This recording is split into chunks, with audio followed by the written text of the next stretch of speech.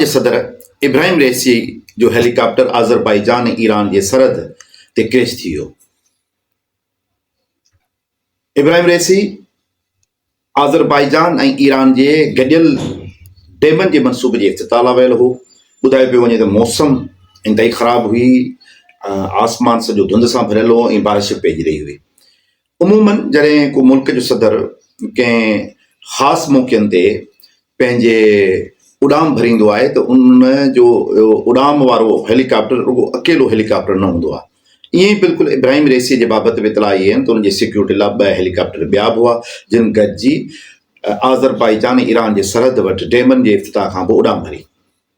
पोइ इब्राहिम रईसी जो हेलीकॉप्टर फिज़ा में गुम थी वियो ऐं बाक़ी हिफ़ाज़त कंदड़ 2 हेलीकॉप्टर पंहिंजे मुक़ररु कयल जॻह ते अची लैंड कया। कुझु वक़्त खां पोइ उन्हनि खे इहो महसूसु थियो त इब्राहिम रईसी जो हेलीकॉप्टर गुम आहे ऐं पोइ 1 ॾींहं ताईं उहा ॻोल्हा जारी रही। मौसम ख़राबु हुजण जे करे, बरसाति ऐं धुंध जे करे रेस्क्यू करण में तमामु टाइम लॻो ऐं पोइ आख़िर हेलीकॉप्टर जो मलबो मिलियो ऐं हेलीकॉप्टर में सुवार इब्राहिम रईसी उन सां गॾु ॿिया अहम माण्हू उन्हनि जा बि लाश रेस्क्यू टीमुनि खे मिलिया। हाणे हिन वक़्तु 2 ख़दशा ज़ाहिर कया पिया वञनि।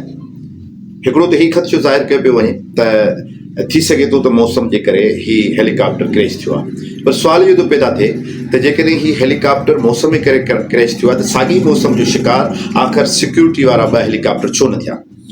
गॾो गॾु हीउ बि अनुमान कयो पियो वञे त छाकाणि त इब्राहिम रईसी तमामु घणो इसराइल जे ख़िलाफ़ु मुतहरिक ऐं सरगर्म हो ऐं ताज़ो हाणे मीज़ाइल हमला ऐं ड्रोन हमला इसराइल ते थिया हुआ, इन करे इसराइल शायदि इहो प्लान तौर हमिलो कयो हुजे जंहिंजे करे क्रैश थियो हेलीकॉप्टर इब्राहिम रईसी जो। पर इसराइल जो हिन वक़्त ताईं जेको मौक़िफ़ आयो आहे उन्हनि बिल्कुलु इन खां इनकार करे छॾियो आहे त असां इन मामले में इन क़त्ल में असीं मुलविस न आहियूं। हाणे सुवाल इहो पैदा थिए जेकॾहिं मौसम जेको आहे ॿिनि हेलीकॉप्टरनि ते असर अंदाज़ न थी ऐं इसराइल बि इहो क़बूल करण लाइ तयारु न आहे त इब्राहिम रईसी जे क़त्ल में उनजो हथु आहे, त पोइ आख़िर केरु थी सघे थो जेको उन हेलीकॉप्टर क्रैश करण में उनजो किरदारु थी सघे थो। उन लाइ इहो चयो पियो वञे त ईरान में ईंदड़ साल छाकाणि त इलेक्शन थियणी हुई ऐं इलेक्शन सां गॾोगॾु पोइ हिन वक़्तु ईरान जे मथां ख़ुमैनी वारे किरदार में रूहानी तौर ते मौजूदु आहे, उहो ज़ईफ़ुल उमिरि थी वियो आहे ऐं उनखां पोइ जेकॾहिं को माण्हू हो त उहो इब्राहिम रईसी हो जेको उनजी जॻह ते अची पई सघियो।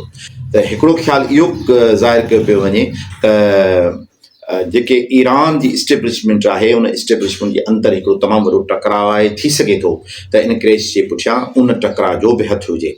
बहरहाल नओं मुल्क जो सदर चूंडियो वियो आहे, मोहम्मद मुख़बर जंहिंजो नालो आहे, जेको सीनियर नाइब सदर हो ऐं 2025 में इलेक्शन थियणी हुई। हिन वक़्त ताईं जा इतला इहे आहिनि त हीअ आर्ज़ी मुक़ररी थी आहे ऐं मुक़ररु वक़्त ते इहा इलेक्शन बि थियणी आहे। त सुवाल इहो थो पैदा थिए त जेकॾहिं हीअ इसराइल अटैक कयो आहे त पोइ त हीअ ख़तरनाक सूरत हाल आहे त ईरान जो सदर उहो उन्हनि खां महफ़ूज़ न आहे ऐं शायदि हाणे तहक़ीक़ात थिए, उन तहक़ीक़ात में ईरान शायदि इहो क़बूल न करे ऐं इन अटैक खे लिकाए रखे, छाकाणि त हीअ नफ़सियाती जंग आहे। उन नफ़सियाती जंग में जेकॾहिं इहो साबित थी थो वञे त इसराइल जे मिज़ाइल जे करे या इसराइल जे हमले करे हीअ हेलीकॉप्टर क्रैश थियो आहे त पोइ ईरान जे अंदरि जेके माण्हू आहिनि जेके इब्राहिम रईसी सां या ईरान जी हुकूमत सां गॾु उन्हनि में हिकिड़ो ख़ौफ़ पैदा थींदो जेकॾहिं मुल्क जो सदर बि इसराइल खां महफ़ूज़ न आहे त पोइ अवाम कीअं महफ़ूज़ थींदो।